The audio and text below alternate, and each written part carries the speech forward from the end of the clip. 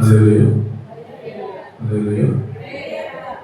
ప్రార్థన చేసుకుని వాక్యంలోకి వెళ్దాము.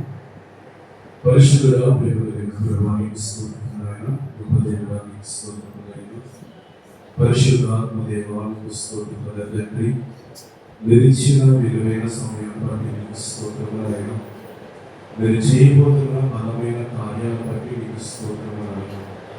పరిశుద్ధుడా మీరు సహాయం దయచేయమని ప్రార్థిస్తున్నాను. అయా మీ మాట కోసం వచ్చి ఉన్నాను. మీ మాట మమ్మల్ని బ్రతికిస్తుంది ప్రభువా, మీ మాట మమ్మల్ని నడిపిస్తుంది ప్రభువా, మీ మాట మరణమును తప్పిస్తుంది ప్రభువా, మీ మాట నిత్య జీవం ఇస్తుంది నాయన. రైతు మాతో మాట్లాడమని ప్రార్థన చేస్తున్నాను. అయా వచ్చిన మా అందరితో మీరు మాట్లాడమని ప్రార్థిస్తున్నాను. మీ మాట కూడా మేము ఎదురు చూస్తున్నాం దేవా. అయా మీరు మాట్లాడండి ప్రభువా. నిలబడిన మనుషులు కానీ మాట్లాడేది పరిశుద్ధ ఆత్మను సేవించున్నారు. నా మాటను నాశనం చేయండి, మీ మాటలు దిబ్బ చేయండి.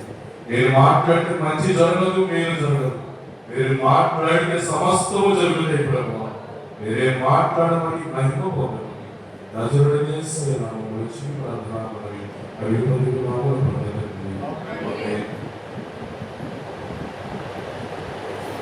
దేవుని స్తోత్రం.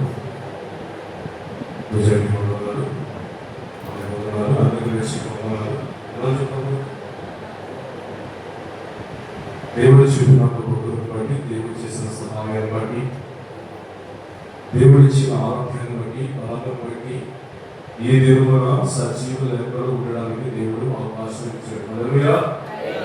దేవుడు స్తుతించడానికి, ప్రార్థించడానికి, ఆయన మాటలు వినడానికి, ఆ మాట ప్రకారం జీవించడానికి, సరి చేసుకోవడానికి దేవుడు ఒక అవకాశం మనందరికీ కలుగజేశాడు. హల్లెలూయా. దేవుడు సన్నిధికి వచ్చిన మనము దేవుడి మాట చాలా జాగ్రత్తగా విన్నాం. అది ఒక మాట అయినా గురి మాట అయినా సరే జాగ్రత్తగా వింటే సారమును పొందుకొని సారాంశం ఏంటో తెలుసుకొని మన ఇక్కడి నుంచి బయటకెళ్ళాలి. హల్లెలూయా. ప్రాముఖ్యంగా వాళ్ళు మాట్లాడబోయే మాట ఏమిటి అంటే, చాలా మంది జీవితాల్లో దేవుడు దీవెనిస్తున్నాడు. దీవెనిస్తున్నాడు. నేను దీవెన పొందలేదు అనేవారు ఎవరు లేదు. దేవుడు దీవించలేదు అని చెప్పేవారు ఎవరు లేదు. నిజంగా దేవుడు దీవించాడు కాబట్టి మనలో ఆయుష్ ఉంది, ఆరోగ్యం ఉంది, బలం ఉంది, 3 కోట్ల తినగలుగుతున్నాము, జాబ్ చేయగలుగుతున్నాము. చెప్పాలంటే అనేక ప్రమాదం నుంచి తప్పించబడుతుంది. హల్లెలూయా. ఇదంతా దేవుడి దీవెనే. డబ్బు దీవెనలో మాకండి, లేదా పలానా ఆస్తులు అంతస్తు దీవెనలో మాకండి. దేవుడికి ఇచ్చిన ఆరోగ్యమే పెద్ద దీవెన. హల్లెలూయా. దేవుడి ఇచ్చిన ఆరోగ్యమే పెద్ద దీవెన.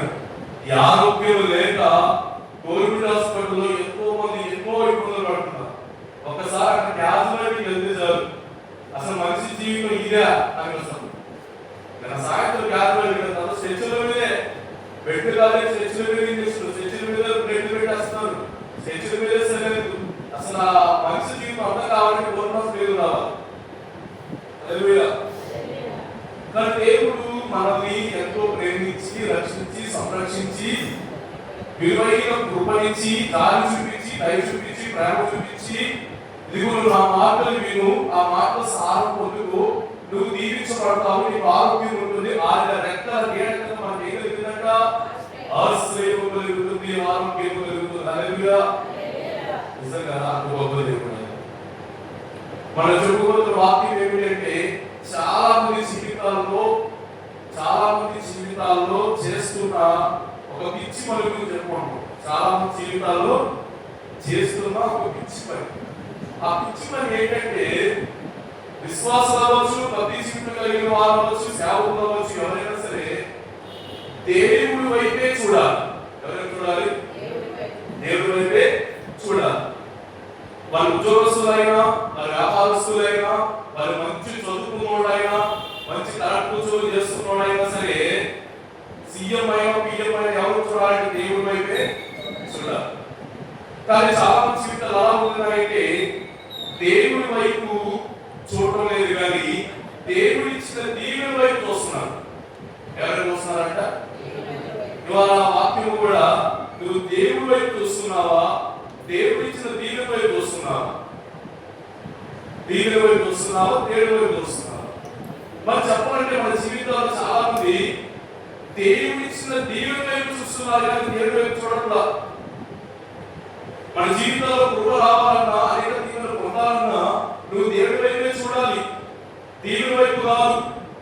చాలా మంది దీవెన వైపు చూస్తూ దేవుడిని మర్చిపోయే వాళ్ళు చాలా మంది ఉన్నారు. హల్లెలూయా, హల్లెలూయా. దేవుడి కంటే అధికంగా నువ్వు దీవెన వైపు చూడకూడదు. దేవుడి కంటే అధికముగా నువ్వు దీవెన వైపు చూడకూడదు. దేవుడి కంటే అధికముగా దీవెనకు ప్రాముఖ్యత ఇవ్వకూడదు. దీవెనకు ప్రాముఖ్యత దేవుడి కంటే అధికంగా నువ్వు దేనికి ప్రాముఖ్యత ఇవ్వకూడదు. దీవెనకు ప్రాముఖ్యత ఇవ్వకూడదు. దేవుడి కంటే అధికంగా దీవెన వైపు చూడకూడదు. కానీ చాలా మంది దీవెన వైపు చూస్తున్నారు, కానీ దేవుడి వైపు చూడక వారి జీవితాల్లో ఆ దీవెన కోల్పోతున్నారు. చాలా మంది ఎలా ఉన్నారంటే దేవుడిని చూడక ఇచ్చిన దీవెన వైపు చూస్తూ దేవుడు ఇచ్చిన దీవెనను చేతులారా కోల్పోతున్నారు, ఆ దీవెనపోతున్నారు. ఉదాహరణ చెప్పాలంటే దేవుడు కార్యం చేసే వరకు ఒక విశ్వాసం చూపిస్తారు, దేవుడు కృప చూపిన తర్వాత ఇంకో విశ్వాసం చూపిస్తారు. దేవుడు కార్యం చేసే వరకు ఒక భక్తి చూపిస్తారు, దేవుడు కార్యం చేసిన తర్వాత ఇంకో భక్తి చూపిస్తారు. నిజంగా మన భక్తి జీవితంలో, మన విశ్వాస జీవితంలో మనం చూపిస్తున్న ప్రేమలో ఎక్కడ కూడా తేడా అనేది చూపించకూడదు. మనుషుల దగ్గర చూపిస్తే ప్రేమతో వీడి డబ్బు తీసుకున్నప్పుడేమో అలా ఉన్నాడు, తీసుకున్న తర్వాత ఏమో ఇంకోలా మాట్లాడుతున్నాడు, ఈడే మంచిగా అంటారా? వీడు దీనిని పొందినప్పుడు ఒకలా ఉన్నాడు, ఒకలాంటి వ్యక్తి, మంచి వ్యక్తి, మంచి ప్రార్థన, మంచి విశ్వాసం, మంచి సహవాసం, మంచిగా దేవుని మీదకి వచ్చాడు, ప్రార్థిస్తున్నాడు, స్తుతిస్తున్నాడు, ఆరాధిస్తున్నాడు. ఇంత మంచి భక్తి చూపించి నువ్వు దీనిని పొందిన తర్వాత దేవుడిని మరచిపోతే దేవుడు ఏమా? హల్లెలూయా, హల్లెలూయా. ఒక మాట గుర్తుపెట్టుకోండి, నువ్వు దేవుడి వైపు చూడటం ద్వారా దేవుడిని మరచి నువ్వు దేవుడి వైపు చూడటం ద్వారా అనేక దీవెనలు కోల్పోతున్నావు. నువ్వు దేవుడిని మరచి దేవుడిని విడిచి దేవుడిని పక్కన పెట్టి దేవుడిని ముందు పెట్టుకుని వెళ్తుంటే దేవుడికి ఇవ్వవలసిన అనేక దీవెనలు ఉన్నాయి. లేదా ఆయన దీవెనలు ఉన్నతమైనవి, అద్భుతమైనవి, ఆశ్చర్యకరమైనవి. అవన్నీ నువ్వు పోగొట్టేసుకున్నావు. మన జీవితంలో దీవెనలు పొందుకునే వారికి పోగొట్టుకునే వారు ఉండకూడదు. హల్లెలూయా. నువ్వు దీవెన వైపు చూడద్దు, దేవుడి వైపు చూడు. ఇంకా అనేక దీవెనలు దేవుడు ఇచ్చేవాడిగా ఉన్నాడు. హల్లెలూయా. మన జీవితంలో ప్రథమ స్థానం దేవుడికే, ముఖ్యమైన స్థానం దేవుడికే. హల్లెలూయా. ప్రథమ స్థానం దేవుడికే, ముఖ్యమైన స్థానం దేవుడికే, మొదటి స్థానం దేవుడికే. ఏ స్థానం చెప్పండి? ప్రథమ స్థానం, ముఖ్యమైన స్థానం, మొదటి స్థానం దేవుడికి ఇవ్వండి. నిజంగా ఆ విధంగా బట్టి ఆ దీవెన నీలో ఎప్పటికీ నిలబెడతాడు. అలాంటి నువ్వు నిజంగా కనుక నువ్వు దేవుడి వైపు చూసినావు, ఆలోచన దేవుడే, దేవుడు వచ్చిన దేవుడు, ఆశ్రమం వచ్చిన దేవుడే, దుఃఖం కలిగిన దేవుడు. అలా నీ చూపు మారకుండా, నీ ధ్యాస మారకుండా నువ్వు నిరంతరం దేవుడిని చూస్తే దేవుడు నీకు ఎలాంటి దీవిస్తాడంటే, ఆ రోజు ఎలీషా చనిపోయిన తర్వాత కూడా ఇంకొక వ్యక్తిని బ్రతికించాడు. అది వెళ్ళిపో లోపల నుంచి సమాధిలో పాతిపెట్టిన సంవత్సరం తర్వాత కూడా ఆ పవర్, ఆ అభిషేకం ఇంకా అతనిలో అసలు అలాంటి దేవుడు దేవుడు ఆయన చాలా చాలా దేవుడు. పొంగి పొందే ఎప్పుడు మా అమ్మగారు ప్రార్థన చేస్తుంటారు, చివరి ప్రార్థన చెప్పండి, పొంగి పొందే పట్ట ఆని దీవెనతో హల్లెలూయా. నిజంగా అంత మంచి దేవుడు, గొప్ప దేవుడు, సజీవుడు. హల్లెలూయా. నిజంగా అలాంటి దేవుడు దగ్గర మనం ఎలా ఉంటారంటే, నువ్వు దేవుడిని మర్చిపోకూడదు, దేవుడిని విడిచిపోకూడదు. ఒక దీవుడు కాదు, అనేక దీవులు దేవుడు ఇస్తాడు. హల్లెలూయా. దేవుడి దగ్గర పొదుపా కొరత అని దేవుడి దగ్గర లేవు. ఎన్ని కావాలంటే అన్ని ఇచ్చేవాడు ఉన్నాడు ఆయన. అది మన దేవుని వైపు చూడాలంటే మన దేవుని వైపే చూడాలి. ఆయన కార్యాలు ఎంతో గొప్పగా దేవుడు చేసేవాడు. చూడండి మాట, అసలు చాలా మంది ఎలా ఉన్నారంటే ద్వితీయోపదేశ కాండము 8వ అధ్యాయము 12వ వచనంలో, ద్వితీయోపదేశ కాండము 8వ అధ్యాయము 12వ వచనంలో, ద్వితీయోపదేశ కాండం 8:12 వాటిలో నివసింపగా మీ పశువులు మీ గొర్రె మేకలు వృద్ధి అయి మీకు వెండి బంగారములు విస్తరించి మీకు కలిగినంతయు వర్ధిల్లినప్పుడు మీ మనస్సు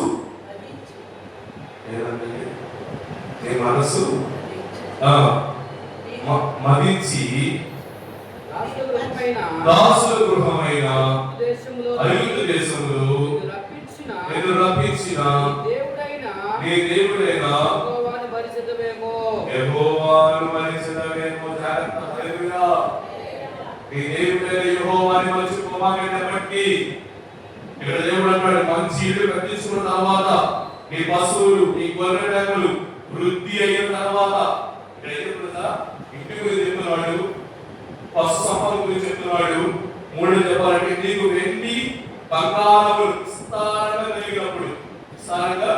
కలిగినప్పుడు, నీ ఇల్లు కట్టించుకున్నప్పుడు, నీ పశువులు బాగున్నప్పుడు, నీకు వెండి బంగారం విస్తారంగా కలిగినప్పుడు కలిగించి మగించి నీ దేవుని యెహోవాను మర్చిపోతావేమో. జాగ్రత్త. దేవుడు చేసిన కార్యములంట నువ్వు మర్చిపోయేవాడిని ఉండకూడదు, విడిచిపెట్టేవాడిని ఉండకూడదు. దేవుడు చేసిన కార్యములను బట్టి నిత్యము దేవుని స్తుతించేవాడిగా ఉండాలి, ప్రార్థించేవాడిగా ఉండాలి, మహిమపరిచేవాడిగా ఉండాలి. అసలు దేవుడు చేసిన కార్యములు ఎలా మర్చిపోకూడదు తెలుసా మీకు? కొంచెం జ్ఞాపకం చేయబడి 4వ అధ్యాయంలో వస్తుంది. 4వ అధ్యాయము 9వ వచనం. అయితే నీవు జాగ్రత్త పడు, నీ కళ్ళారా చూసిన వాటిని మరవకున్నట్లు అది నీ జీవిత కాలమంతయు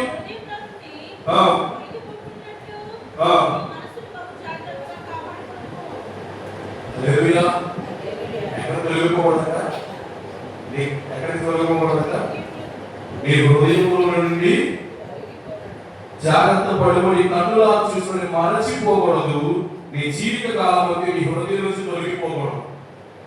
నీ కన్నులైనా దేవుని కార్యాలు మర్చిపోకూడదు. నీ హృదయముల నుంచి చెప్పాలంటే నీ జీవిత కాలం అంతయు అవి నీ హృదయముల నుంచి తొలగిపోకూడదు. మర్చిపోకూడదు, తొలగిపోకూడదు. కానీ ఇప్పుడు చాలా మంది అనేక మంది ఎలా ఉన్నారంటే, ఇంకా చెప్పినట్టుగా దీవించినప్పుడేమో ఒకలాగా, దీవించినప్పుడు ఇంకోలాగా, దీవించినప్పుడు విశ్వాసం ఒకలాగా, దీవిని వచ్చాక విశ్వాసము ఇంకోలాగా. దీవిని పొందే వాళ్ళు ఒకలాగా ఉంటారు, దీవిని పొందిన తర్వాత ఇంకోలాగా. ఒక తల్లి వెంట ఒక గొడ్రా ఉంది, ఒక గొడ్రా ఉంది. ఆ గొడ్రాలు ఎప్పుడో నుంచి దేవుని మందిరానికి వస్తుంది. జాగ్రత్త వినండి. కొన్ని సంవత్సరాల నుంచి మందిరానికి వస్తుంది. ఎన్ని సంవత్సరాల నుంచి? కొన్ని సంవత్సరాల మందిరానికి వస్తుంది. మందిరానికి వస్తూ ఏంటో లోటు ఏంటి అంటే, నాకు పిల్లలు లేరా చెప్తుంది. చావబడికి కావాలంట పిల్లలు లేరు. పిల్లలు లేకపోతే ఏం చేశాడంటే, సరేనమ్మ దేవుడి సన్నిధిలో ప్రార్థన చేద్దాము, దేవుడు కొట్టిస్తాడు. సారా గారికి వృద్ధాప్యంలో గర్భాలు ఇచ్చాడు, ఎలిజబెత్ గర్భాలు ఇచ్చాడు, హన్నా లాంటి స్త్రీ కూడా దేవుడు గర్భాలు ఇచ్చాడు. నీకెందుకు ఇప్పుడు మనం ప్రార్థన చేద్దామా, కలిసి ప్రార్థన చేసి సంఘం అంతా ఏకాంతంగా కలిసి ఆ స్త్రీ గురించి ప్రార్థన చేశాడు. దాదాపు 3-4 సంవత్సరాలు మందిరానికి వస్తానే ఉంది. దేవుడి మహాకృప ద్వారా దేవుడు ఆమె గర్భాన్ని తెరిచాడు. అది కాదు కదా, గర్భధారణ యెహోవాకు బహుమానాన్ని యెహోవాకు బహుమానం. డాక్టర్లో కొన్ని చాలా మందిలో బయట అంటున్నారు, తర్పణం దేవుడే ఇవ్వాలి. నువ్వు లక్షలు ఖర్చు పెట్టినా, 1000 ఖర్చు పెట్టినా తర్పణం దేవుడే ఇవ్వాలి. ఆయన ఉన్నాడు బ్యాంక్ మేనేజర్, మంచి ప్రాబ్లం ఉంటారు, అన్ని ప్రాబ్లం ఉంటారు, అన్ని డబ్బులు వాస్తులు అంతా అన్నీ ఉన్నాయి, పిల్లలు లేదు, ఆయన గురించి ప్రార్థన చేస్తాం.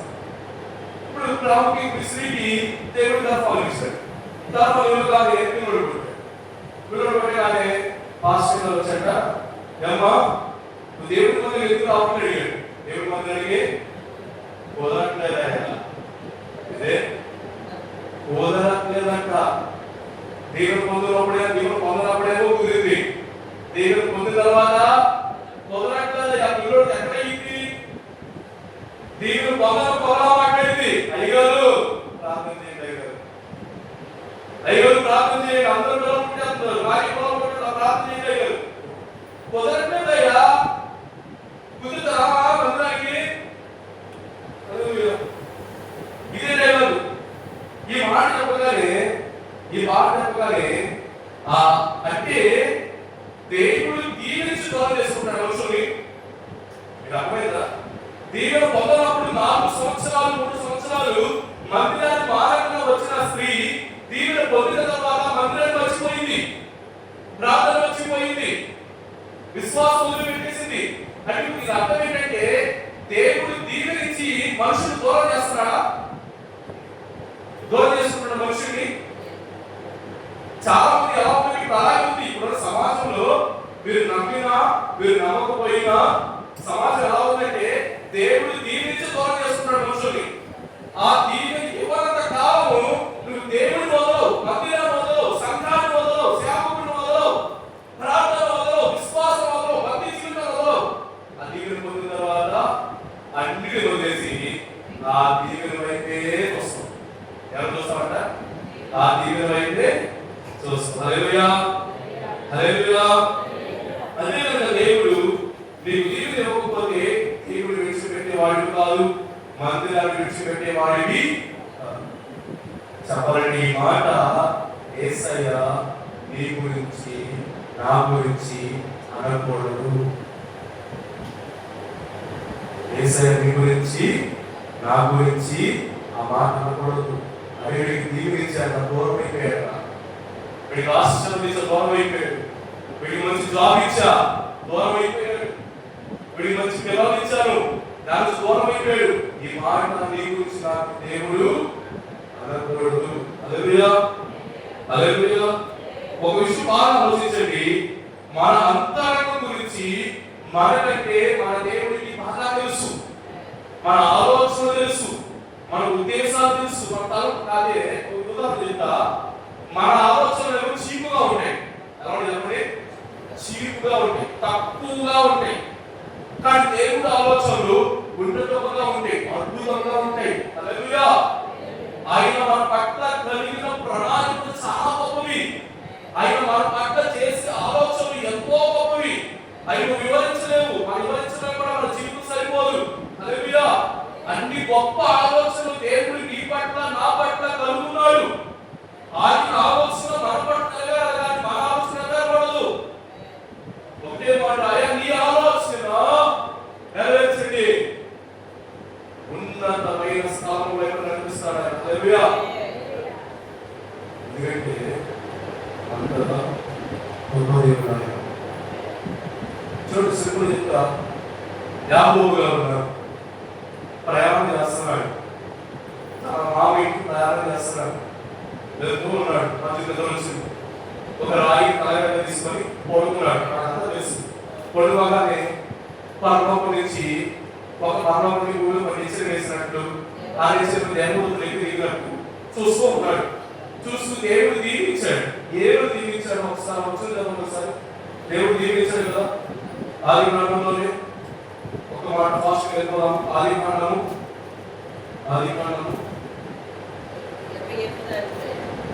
చదవండి.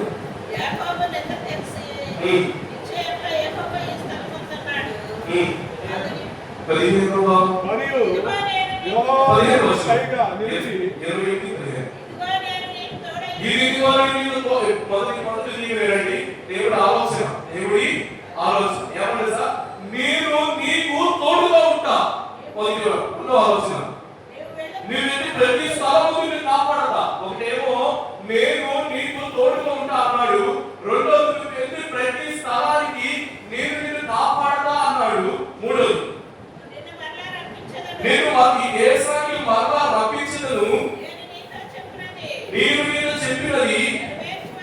నెరవేర్చు వరకు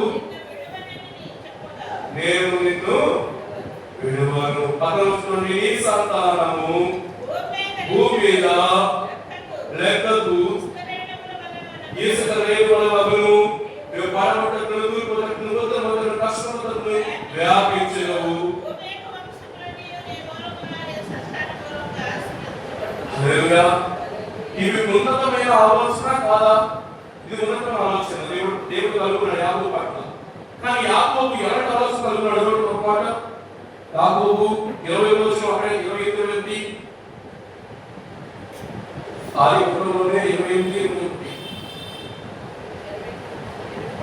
21 నేను క్షేమంగా వచ్చినట్లు దేవుడు నాకు తోడై ఉండి నేను వెళ్తున్న ఈ మార్గంలో నన్ను కాపాడి ఆహారము వస్త్రములు దయచేసిన యెహోవా నాకు దేవుడై. హల్లెలూయా. ఏమన్నాడు చెప్పండి? నాకు వస్త్రాలు ఉంటే చాలు, తిండి ఉంటే చాలు, అప్పుడు నువ్వు నాకు దేవుడు అవుతావు అన్నాడు. హల్లెలూయా. కానీ దేవుడి ప్రణాళిక ఎంత గొప్పది! ఈ భూమిని ఇశ్రాయేలు వాళ్ళ సంతానం అయింది. ఈ సంతానం సమస్త భూమి దీవించబడింది, వంశాలను దీవించబడింది. నీకు తోడుగా ఉంటా, నువ్వు ఎత్తుల ప్రతి స్థానాన్ని కాపాడతాను, తిరిగి తప్పిస్తాను, దీవిస్తాను అని దేవుడు చెప్పాడు. చెప్పలేదా? హల్లెలూయా. దేవుడి ప్రణాళిక చాలా గొప్పది. దేవుడి చూపే ఆలోచనలు చాలా గొప్పవి. అందుకని మనం చేయవలసిన పని ఏంటంటే అందుకని మనం దేవుడి వైపే చూడాలి, దేవుడి వైపు చూడద్దు. ఎంతసేపు మనం దేవుడి వైపు చూడడం ద్వారా అనేక దీవెనలు మనం కోల్పోయే వారిగా ఉంటున్నాం. ఎందుకంటే దేవుడి వైపు చూడాలి అంటే దీవెన ఇవ్వగలిగిన వాడు ఆయనే, అనేక దీవెనలు ఇవ్వగలిగిన వాడు ఆయన. దేవుడు ఇచ్చేవాడు ఆయనే, అనేక దీవెనలు ఇచ్చేవాడు కూడా ఆయనే. చెప్పాలంటే మన విశ్వాసం బలంగా ఉంచుకోండి, స్థిరంగా ఉంచుకోండి. దేవుడికి మహిమకరంగా దేవుడి కనపరిచే దేవుడు మన జీవితంలో అనేక దీవెనలు ఇవ్వడానికి కూడా దేవుడు సిద్ధంగా ఉన్నాడు. అందుకని ఒకే మాట, దీవెన వైపు చూడద్దు, దేవుడి వైపు చూడండి, అనేక దీవెనలు పొందుతారు. దేవుడి వైపు చూడద్దు, దేవుడి వైపు చూడండి, అనేక దీవెనలు పొందుతారు.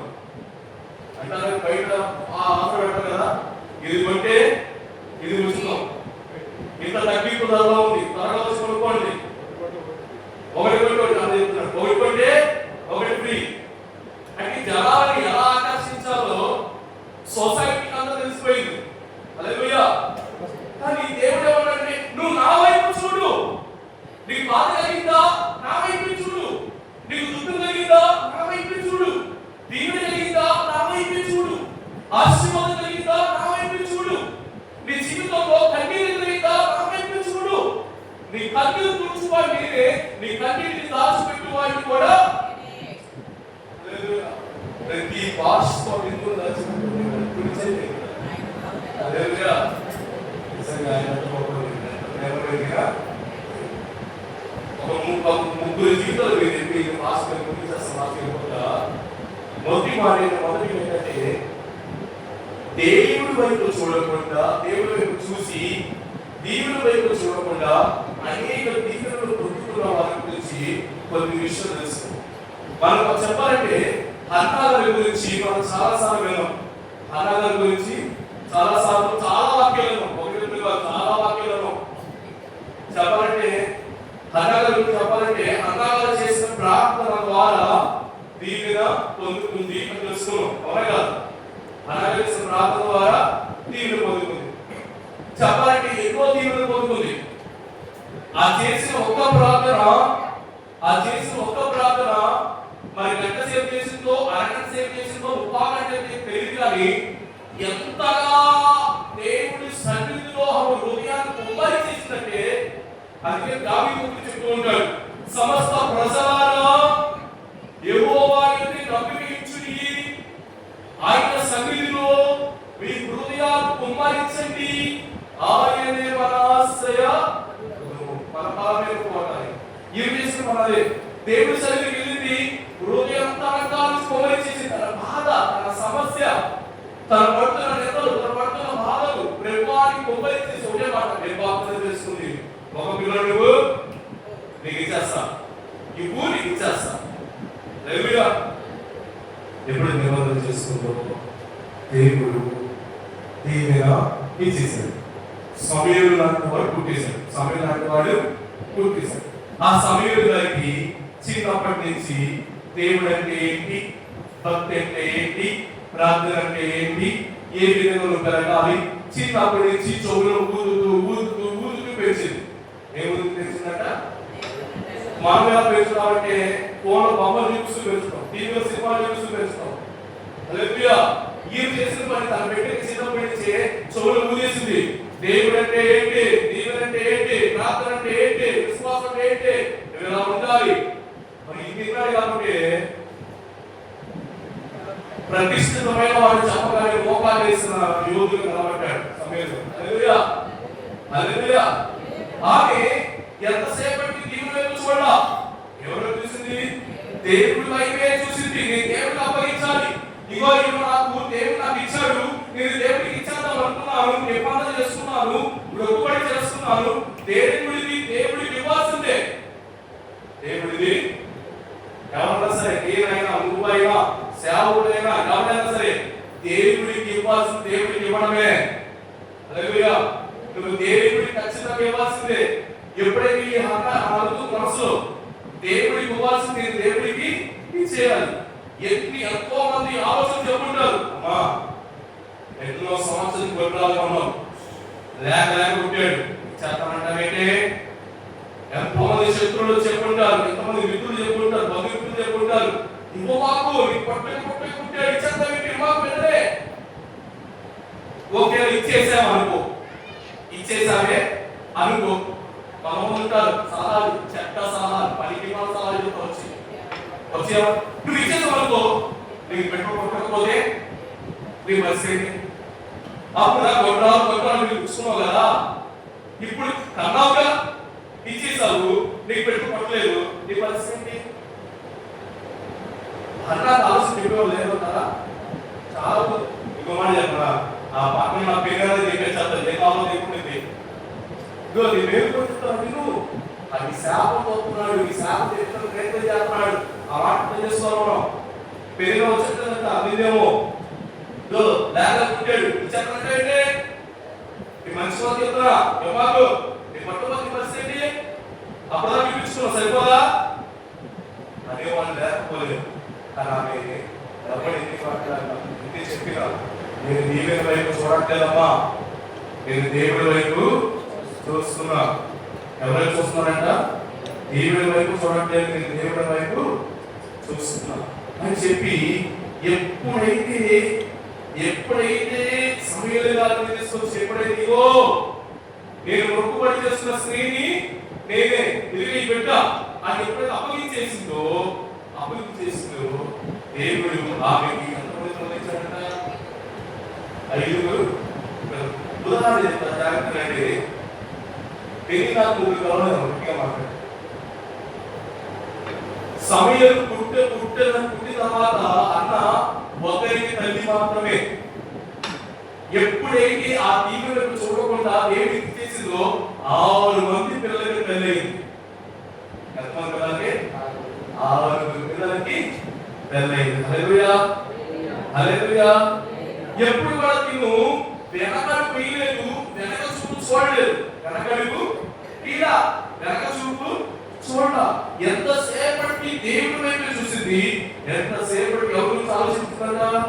దేవుడి గురించి ఆలోచించి, దేవుడి గురించి అస్సలు ఆలోచించాల. ఒకటే అంది, సరే ఒకరు ఇచ్చేసావనుకో, నీ పిల్లలు పడే పరిస్థితి ఏంటి అని అందరూ ఆమె చెప్పే సమాధానం, నా ఊహ చెప్తున్నా, ఆమె చెప్పే సమాధానం, అమ్మా ఇన్ని సంవత్సరాలు గొడ్రాలుగా బతికాను, దేవుడు ఆ గొడ్రాలు అని నెందరు తీసేశాడు. హల్లెలూయా. హల్లెలూయా. అక్కడ నుంచి నాకేం కావాలి? ఒకటి ఇచ్చిన వాడు ఇంకా ఎవడా? హల్లెలూయా. హల్లెలూయా. దేవుడికి ఇవ్వవలసిన వాటి గురించి మనం లెక్కలు వేసుకోకూడదు, దేవుడికి మనం ఏమిటో మొక్కుబడి చేసుకుంటున్నామో ఆ మొక్కుబడి ఖచ్చితంగా చెల్లించాలి. దీవుని చూడద్దు, దీవుని గురించి ఆలోచన చేయొద్దు. చెప్పిన ఉదాహరణ చెప్తా. అన్ని సభ్యుల తప్పకున్నారు, దేవుడు మంచి దీవెనిచ్చాడు, ఇచ్చాడు లేదా? ఇచ్చాడు. 50,000 కమ్మలు స్థలం 1,00,000 రూపాయలు అమ్మడిపోయింది.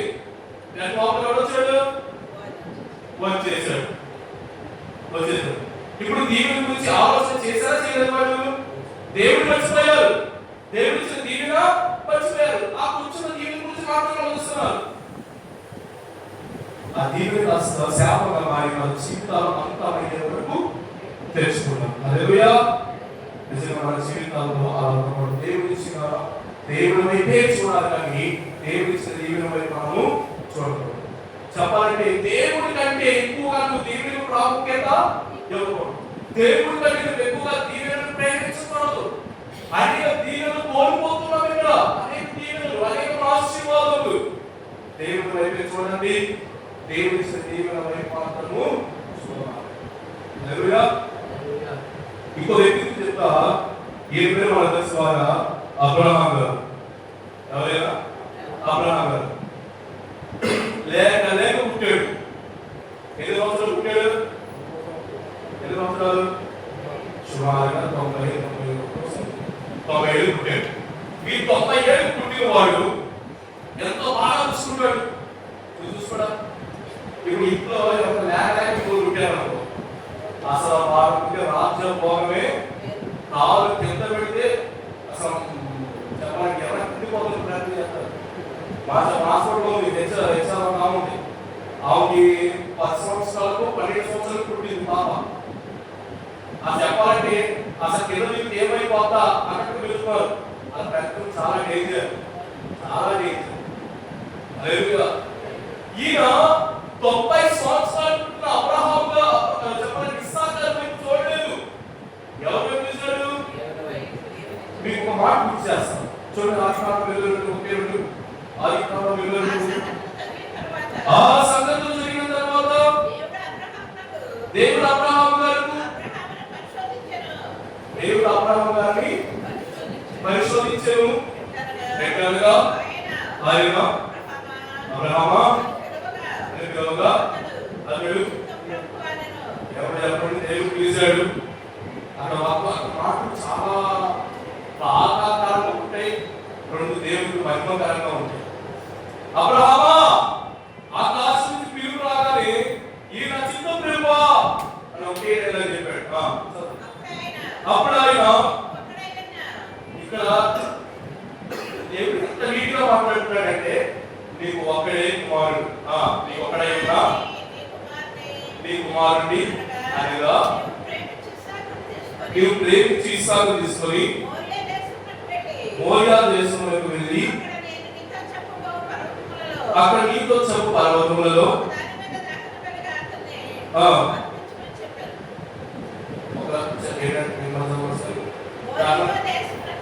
మోరియా దేశంకి వెళ్ళి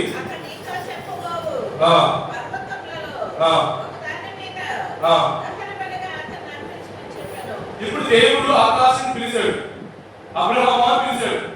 భూమి అబ్రహాం అన్నాడు, చిత్తం ప్రభువా అన్నాడు. సరే, నీకు ఒక్కడై ఉన్నా నీ కుమారుడు అనగా నువ్వు ప్రేమించు ఇస్సాకు. ఇక్కడ దేవుడు నీకు ఒక్కడే కుమారుడు, పైగా నువ్వు ఆ కుమారుడిని ప్రేమిస్తున్నావు అనే విషయం నాకు తెలుసు. అక్కడ దేవుడు ఆ పదం వాడగల. ఏదో వాడాలి? ఇగో నీకు పుట్టిన కుమారుడు ఇస్సాకు తీసుకెళ్ళి బలిపించంటే ఆ వచనం ఒకలా మారింది. కానీ ఏమన్నాడంటే నీకు ఒక్కడై ఉన్నా అనగా నువ్వు ప్రేమించు ఇస్సాకును, తీసుకెళ్ళి నేను చూపబోవు మీద చెప్పాలంటే పర్వతం ఒకదాని మీద నువ్వు అతన్ని బలిగా అర్పించు అన్నాడు. మీరు జాగ్రత్త ఏంటి? పరిశోధించను అని రాస్తుంది. ఇది పరిశోధన అని అబ్రహాము గారికి తెలుసా? చెప్పాలంటే పరిశోధన అనగానే పరిశోధన అంటే దేవుడు నన్ను పరీక్షిస్తున్నాడు, ఖచ్చితంగా నిలబడాలి.